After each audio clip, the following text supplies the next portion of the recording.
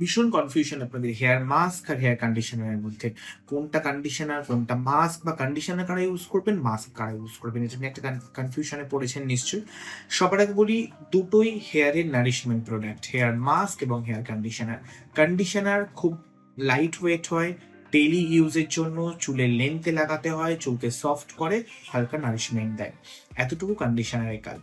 আর hair mask হচ্ছে একটা treatment base, ওর মধ্যে কিছু ট্রিটমেন্ট বেস ইনগ্রেডিয়েন্ট থাকে যেটা ডিপ টু ডিপ নারিশমেন্ট দেয় চুলকে, চুলের চুলের কিউটিক্যাল লেয়ারে গিয়ে, এবং তার সাথে কিন্তু সেটা চুলের কিছুটা হেলথেরও সাহায্য করে। যাদের frizzy hair, damage hair, colour treated hair, chemical treatment করে চুলটা খারাপ হয়ে গেছে, তাদের কিন্তু হেয়ার মাস্ক ভীষণভাবে জরুরি হেয়ার কন্ডিশনারের থেকে।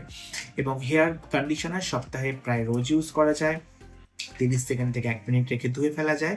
কিন্তু হেয়ার মাস্ক সপ্তাহে 2 থেকে 3 দিন ইউজ করতে হয়, মিনিমাম 3 থেকে 4 মিনিট রাখতে হয়, তারপর ওয়াশ আউট করতে হয়। আর অবশ্যই হেয়ার মাস্ক কিন্তু হেয়ার স্ক্যাল্পের জন্য খুব একটা প্রবলেম করে না, কারণ ওর যা পিএইচ ব্যালেন্স থাকে। কিন্তু হেয়ার কন্ডিশনার অবশ্যই স্ক্যাল্পে লাগানো উচিত না, বিশেষ করে শ্যাম্পু করার পরে। তো সুতরাং হেয়ার কন্ডিশনার কিন্তু স্ক্যাল্পে লাগাবেন না।